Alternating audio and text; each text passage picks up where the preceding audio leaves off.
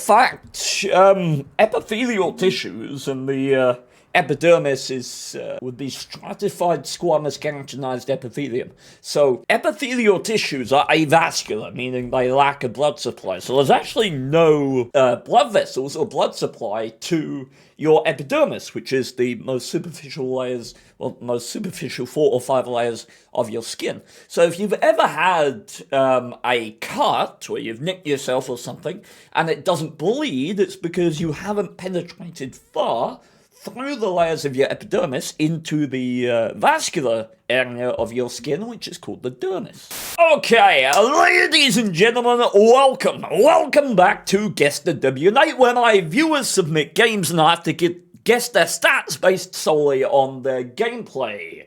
If I get within 250 WN8 or 2% of their wins, then I win and I don't have to send them gold. If I don't, then I do and I become very sad. This is another paid replay. You can guarantee that your replay is used by using the submission link in the description. 20 ways to support the channel and the series, and I do appreciate you. Now we have an E100, a buffed 100 on Ruinberg. Quite a map for it, and we are using experimental mobility, standard gun ammo, and experimental hardening. Interesting. Hit points at 3,040 with a base of 2,700. I can only imagine that's benefited by some levels of field mod as well. Pretty obvious that we've got at least a few because we do have the option for alternate equipment setups here. And we got 28 heat shells, 12 standard AP, 10 HE, and this thing carries ammo for days, so no real concern taking a lot of ammo choices. We got chocolate, premium consumable, plus 10% to crew skills. Now, what else can we talk about? It's interesting because a lot of people, when they talk about the 15cm gun on the E100, they sort of dismiss any notion of carrying a stock of armor-piercing shells. Because, look, let's be honest, 246 as it is now. Back in the day, like 236, I think. Yeah, 246 pen on AP is not particularly remarkable, right? But it is useful to have some of those shells for the side or for easy targets, because one thing about the heat shells on the E100, although yes, they have 334 millimeters of pen, which makes them completely unnecessary for I'm sorry, can I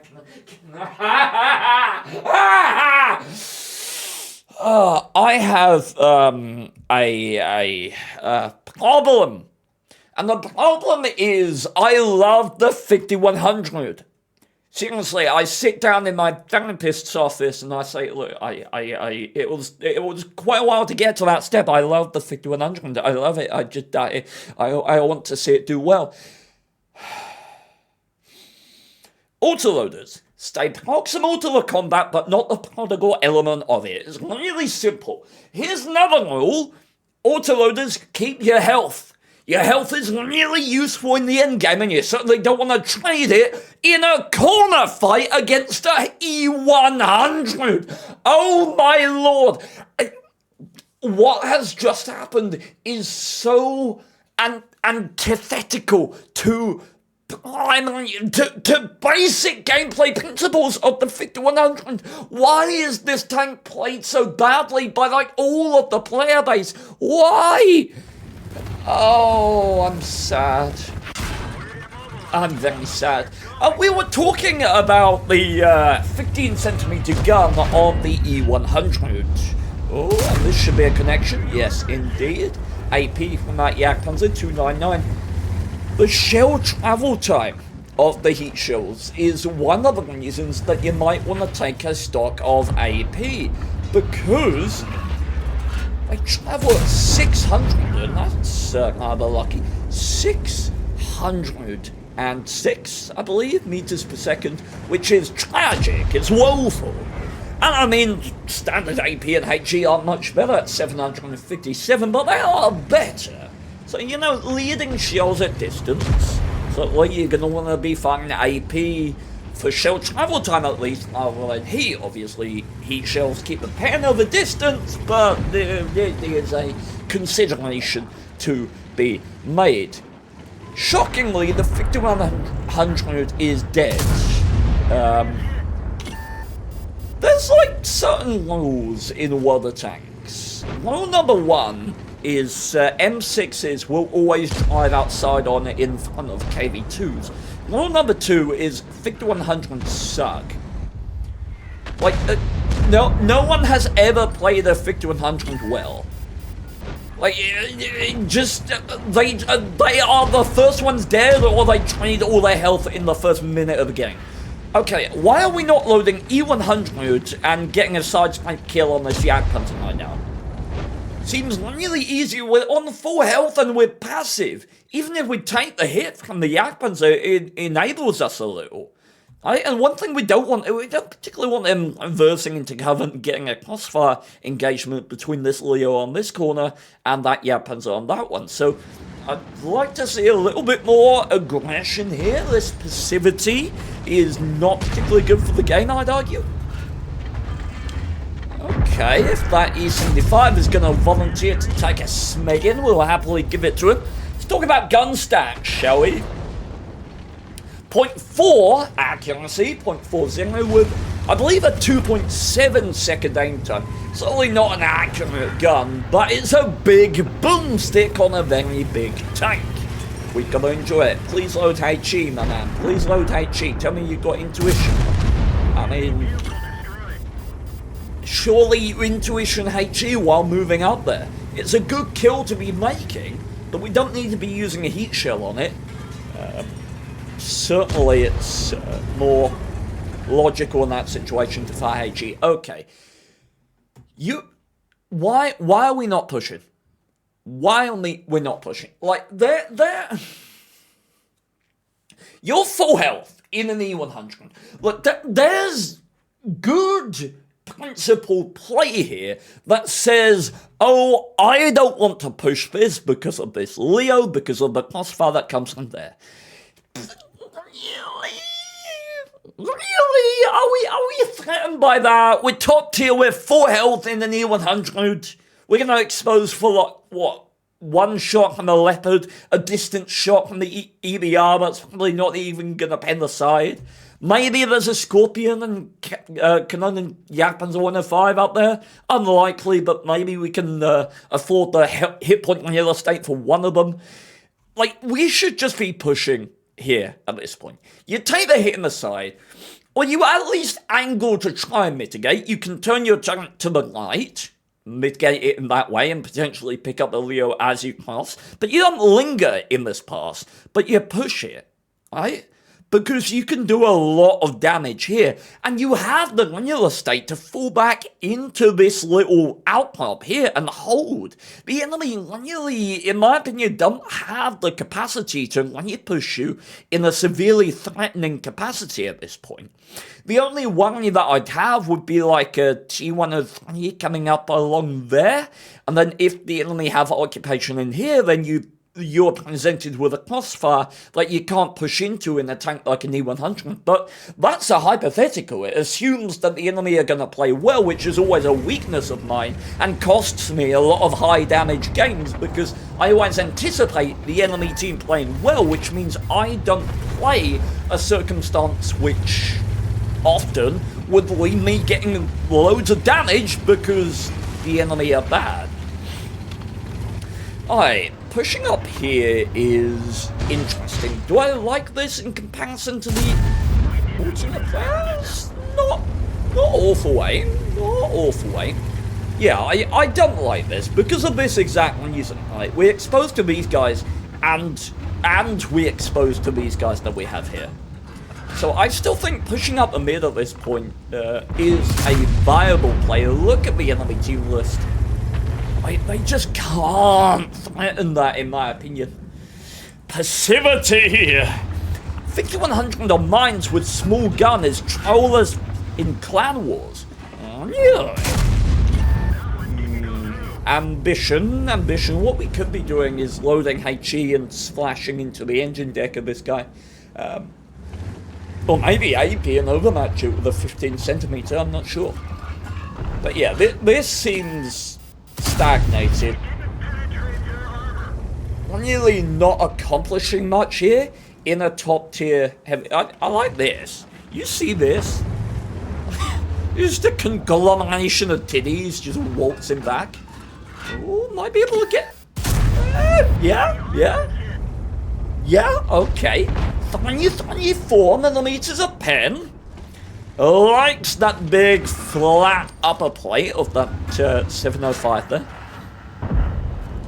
But again, it's this passivity, man.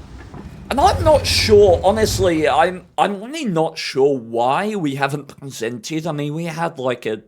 What's this at the back? It's not an STRV, it's a Scorpion.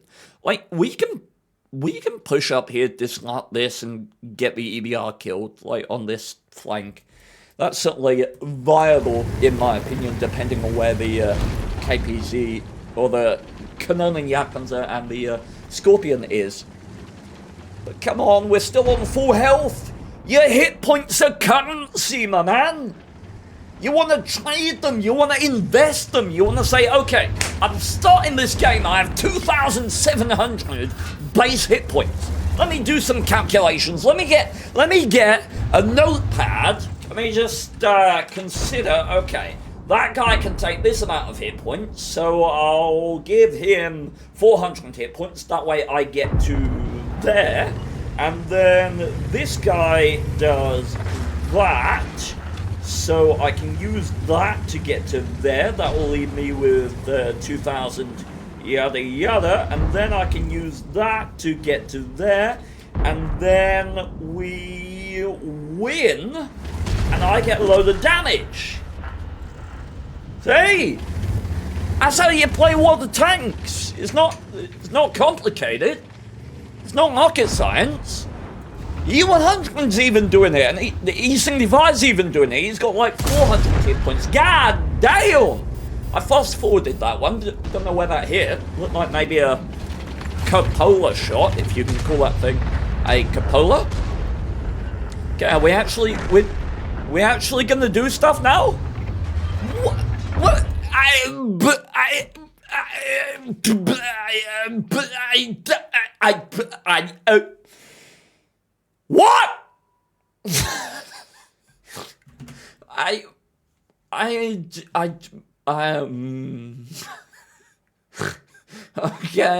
Okay, sure. What the fuck? What was that? I wrote down a lot of bullshit on this notepad as an example. I didn't like drive side on in front of a hold down tuck 71 and you're not gonna do it again. Please, for the love of God, just you can just push up mid at this point. You can literally just come back here, push up mid, kill the Leo, turn your ass around and go back down that way if you want. Or you can use this corner and see what you can find. Oh Lord, why are we still sitting here acting like we're gonna... It's a Type 70. Why do we want to engage it? Hold down. Please. Why? You got loads of teeth. Look. I swear to God, it's like chess. What do you do in chess? Gotham Chess said once, like, captures, threats, attacks, or some bullshit. For World of Tanks, right? Threats, attacks. Let's just simplify it to that. Two things. You look at threats, you look at attacks. What the hell is the E75 and the Type 71 gonna do? What are they gonna do? They're gonna come around this corner and go, Arr! No, they're fucking not. There's an STRV, there's a 704, there's an ADAM-X just sat there. They can't do shit! What are they doing? What are they accomplishing by sitting there? Presumably, they're just sitting there going, I'm gonna wait here, and some random dickhead in an E100 is gonna drive outside on, and I'll get a 400 damage. Which, ironically, was exactly what happened, and I'm going to suffer thinking about it for many times. But the point being, these guys don't threaten anything, so they're not worth your time. You want to think about now? Attacks! Okay, these guys aren't a threat. Where can I attack? Where can I go? And at this point, now that the U100's died, you can just push up here. Though, be cautious, because this Scorpion on the distance means, on the angle, means that you can't really push up here because of the crossfire presented by the Scorpion and the type.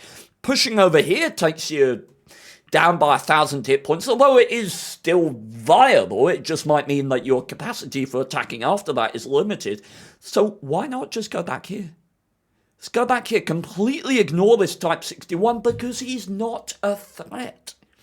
If something is not a threat to you or your team in water tanks, tactically, you should ignore it. You should consider it a non-issue, a non-factor, and you should look at what you can do around it, because it doesn't matter, alright?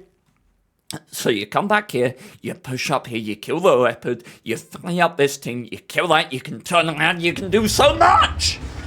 Oh my god, we're doing it again! Stand!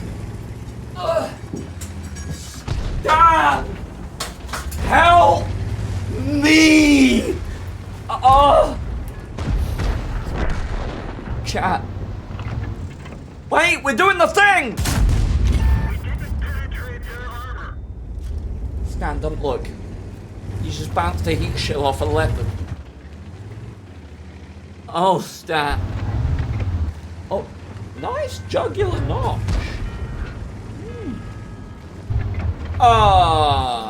Blind shot on the EDR?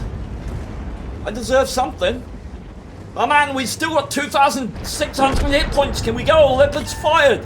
If you stop here, I'm gonna die. Thank you. Yada yada yada. Okay, we're going. We're going. That's epic. Yeah, hang on. Ugh. Stan's not being as intimate as he normally is. Okay. God damn it, Stan, your pelvis is quite activate. Oh, look at that ischium, dude. That is sexy. You see that? Not many people have an ischium like that. That pubic symphysis, though. Anyway, what the hell's going on? Has he won yet?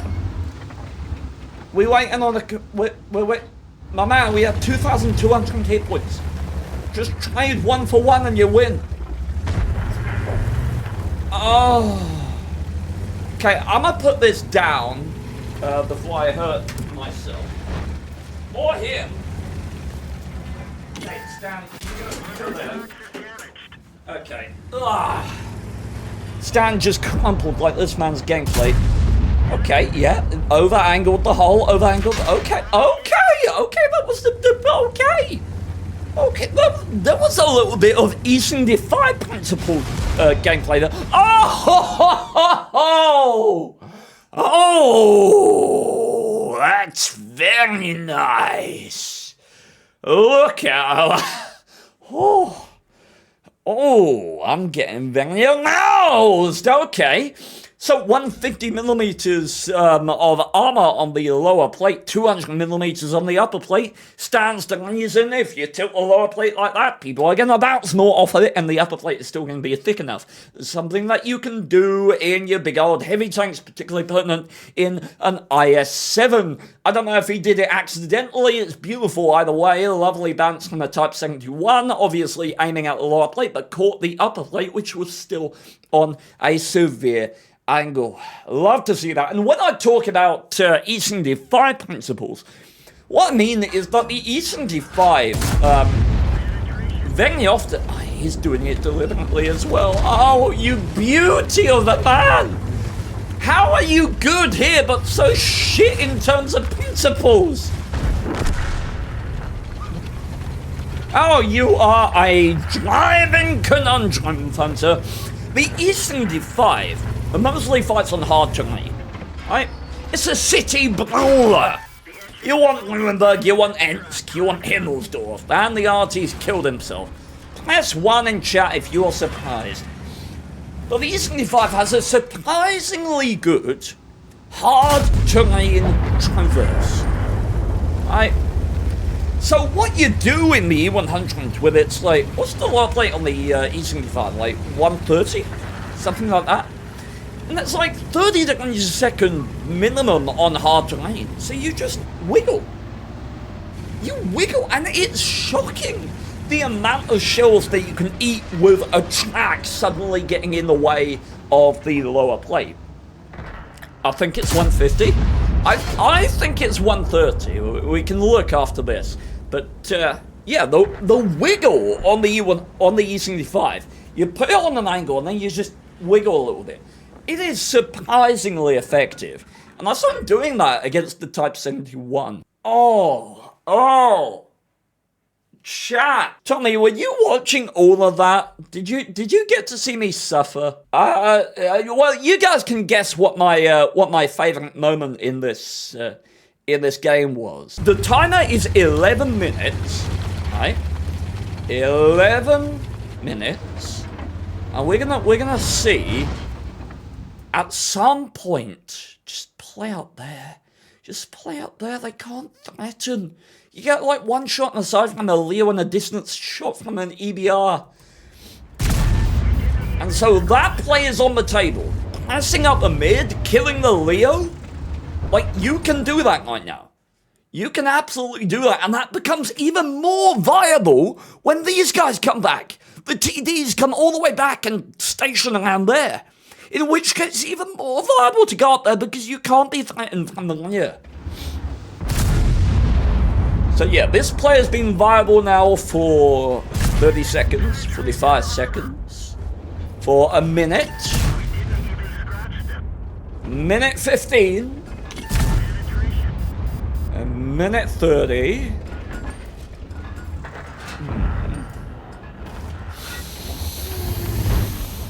Two minutes the player's been viable for.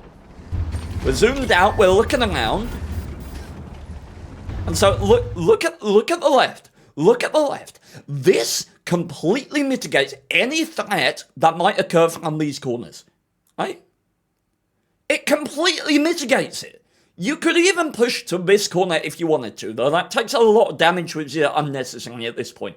But you can just go and push up the mid. So instead of the play that's been viable and becoming more and more viable for 2.5 minutes now, I don't know, maybe you're right, Tommy. Maybe what he's about to do is a pro gamer move. So he falls back, waiting for the... he's waiting for the 705 to poke a corner in front of a SDRV and a 704.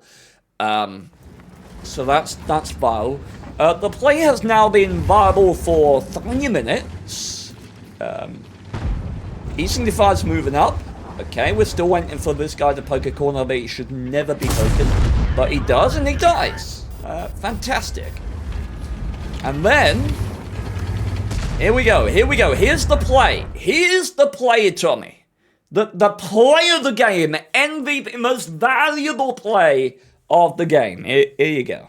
Here's what we're looking at. Da da da da da da da da da da da da da.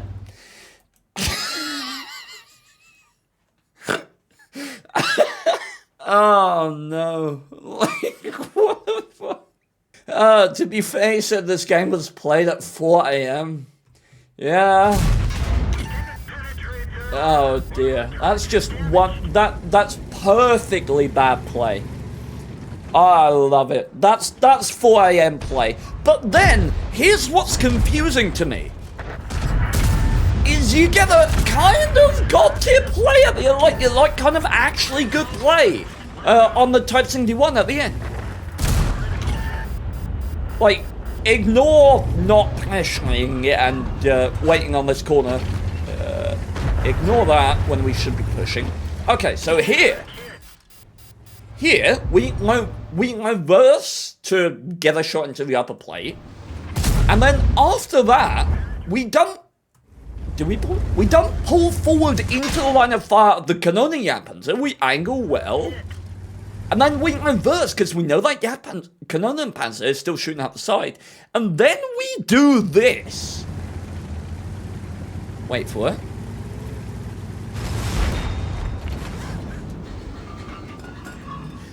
Like, what kind of player who played like they have in this game does that? That's wonderful. That's wonderful gameplay. That's perfect use of the map to enhance your armor. Absolutely perfect. And so I'm kind of mystified. Also, the arty killed himself. I'm kind of mystified as to, like, where to put the stats here. Because the passivity was really poor. Like, you should have done a lot more. And you know, you're going to end the game on, like, over 1,000 health. So the factors that are in my mind that want to put it higher than I instinctually would based on a tactical overview. Carries a lot of heat, but doesn't carry no AP. Heat with no AP is indicative of a worse player than lots of heat, but still some AP. That is indicative of a more refined thought process, understanding the use of these armor-piercing shells that, at a face value, seem very bad on the tank. And then you've got this very sort of conscious use of rubble to enhance the armor of the U100, which really isn't something that's found in players of lesser skill. So what I'm thinking is that it's sort of 53-54, but as was mentioned, like at 4 AM. So just thinking about not really focusing. So I'm gonna go... Okay, so estimate 53.46, 1,701. Oh my god. What? My dude. Wow, you were 4 AM and drunk, I hope. What the heck was that? It's so weird, dude, because the entire game, like, in hindsight, feels like 4 AM. Because there are splashes of, like, really knowledgeable play at the end. Would that play on the Type 71? But so much of the aggression that sort of tempers the gameplay of top tier players of the game was absent, which is really interesting because obviously I'm profoundly good at the game, like very, very good at the game, and yet, you know, that wasn't perceivable to me while watching a player like this play at, I mean, what did I say? 53%. I thought you were a 53% player. Ladies and gentlemen, welcome back to replay number 2, an M5Y, the buffed M5Y, now with 12 degrees of gun depression. Get it in stores now. Improved hardening, bounty rammer, and experimental turbo, benefiting that 40 top speed and 17 in reverse, which was remarkably odd. This thing only carries 38 shells? Okay, might be a little pressured, and it's odd to me to see 6 HE shells, given the somewhat limited ammo capacity, because the HE only has 60 pen. We do have a premium consumable, small medkit and repair kit, 2,470 hit points, it's 2,200 base, so yeah, let's see what we can do. Now this gun, I believe, is splendid, although I've not handled it much myself. Gonna get the engine noises back here very shortly. Don't know why we're aiming that way, that's very odd. So, oh, I guess it was just a replay glitch. So, armor-piercing shells, 260mm of pen, heat shells, 310. Yeah, that bug is weird. But yeah, 310mm of pen on the heat shells, which is not great, particularly for things like that buffed E100 and 60 TP in this game. Oh, well, 60 TP. Okay. Doesn't really matter either way if you have 324 pen with heat or 310. Ooh, M5 White taking a quick route up to this position. Interesting. Okay, and we've got 0.37 accuracy, which is worse than you might.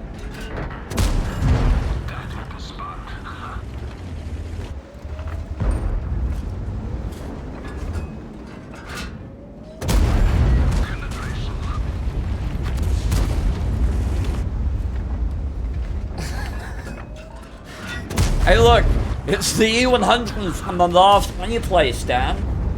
You know the play that made me hug you in a way that I haven't for a very long time? Yeah, it's that guy. And he's dead. What are the chances we get an E100 doing the exact same move that you did last time? That's quite something. 3 damage! Yeah! Okay. Not much to say about that. 3 damage is 3 damage. Though, let's point out something that I... fair blind fire. Let's point out something that I learned the other day. That... by the way, Tommy, I'm curious if this enhances your knowledge as well. Did you know that the upper sides of the mouse are not spaced? Whereas the E100 has this massive side skirt here, the mouse is, I always thought it was spaced armor. It's not spaced anywhere above the tracks. It's just flat armor. So heat shields are actually way more viable against the upper side of the mouse than they are against the upper side of the E100. That's really interesting to me. I have no idea. That's why you aim there while shooting heat. Well, generally, I will aim in that vicinity while shooting heat as a matter of principle anyway, just to avoid, like, layers of track. But I genuinely had no idea that it was, like, no spaced armor, right? Yeah, the E100 certainly... I think the argument that you can make is that the E100 has more meta value than the mouse. The mouse has more specific value because, like, if you need, you know, the armored hold, then the mouse still does it better than the E100. But the E100 is just such a more flexible vehicle these days. We're watching corners. Okay. Mouse gun is still woefully underpowered. I don't know. Wait, I do know. Yes, you are right. Okay, now we're working some corners. Love it. Fair bit of module targeting here. Like to see that. We're going for the track again. Oh, that's a little unfortunate.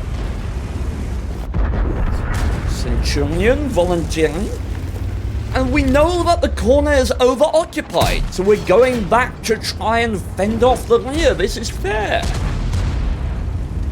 This is fair. Are we going to use some of those 6 HE shells that we have for some reason? Honestly, poking there for damage onto this FV and the grill at the health that we're on is viable. Like, while this guy's reloading, I'm not that threatened poking this turret over this land by this Centurion for like 400 damage. We both get information, we potentially catch out the FV if he's pressuring, maybe intuition HE for both of these targets, but certainly pressuring here because we're not threatened by the re-egress, right? So if the grill comes up here, we can just reverse into there and we've got that behind us. Right, we've got presence behind us, so we're not threatened by the grill, so I think more aggro on this corner is merited.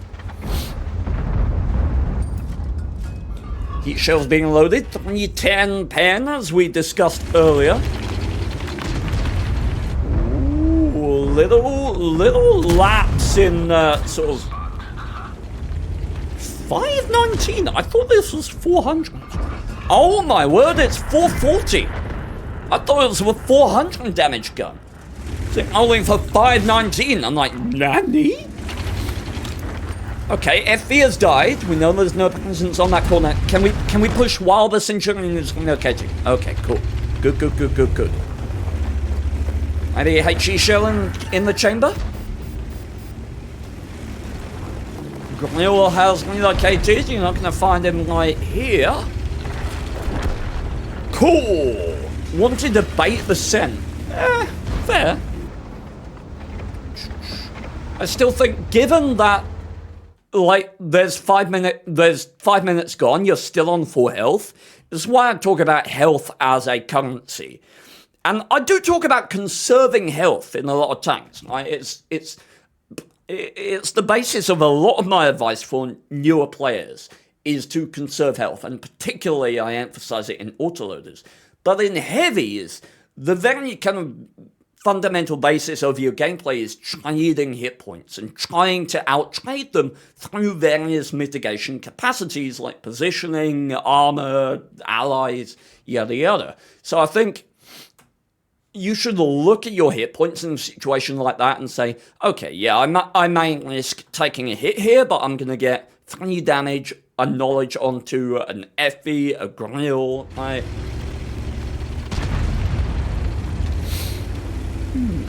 I think what a lot of people do, especially when they see something like a grill, they see something like the FV, is they give them too much respect, genuinely, because they see these big guns or these accurate guns, and they're like, oh no, and they give them respect, but if you take them into dark and heavy waters, the waters that a heavy tank thrives in, the brawls, the close-up pressured fights, tanks like Grills, Borsigs, Waffenträgers, FVs, they crumble.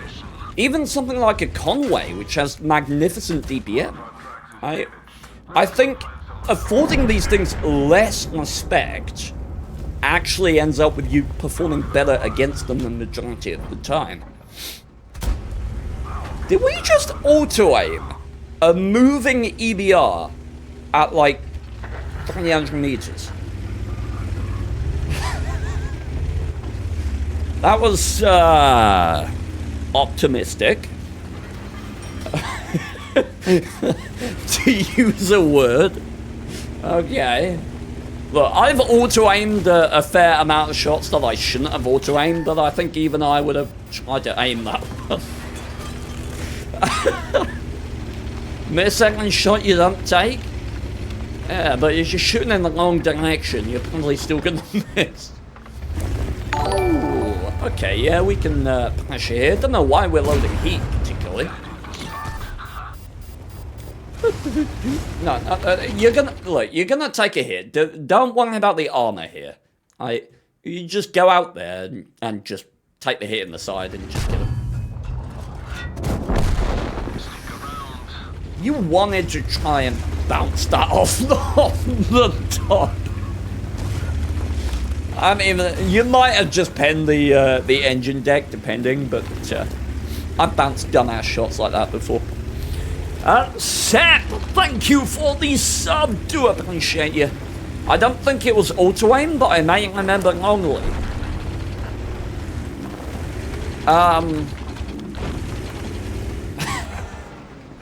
You have remembered wrongly, but we can refresh your memory in a moment if you like. We can have a look again.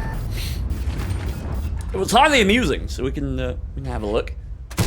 Oh, good aim. Okay. Back of the target. Like to see it. And now we're pressuring, looking for some piggies. And are the piggies going to kill themselves somehow? Man's got ambition shooting at EBRs, I'll give him that much. Come on, give me a HE EBR pen. We're stunned, but at least that one was aimed better than most of them. Okay, and the EBR has left the building. Okay. There wasn't a huge amount to go off of. It felt like a fairly average game. Farming on an E100, any location from corner to corner, pushed up when it was viable to do so, lack of sort of merited aggression based on hit points, which would lead me to believe someone's sort of in the above 56% range, a completely asinine auto-aim EBR shot. So, estimate 51.45% wins and 1,478 WN8. Ooh, a lot better than I thought. Lot better than I thought. Wow, I lost both this time, dude. Wow, doing a lot better recently as well. Always love to see that.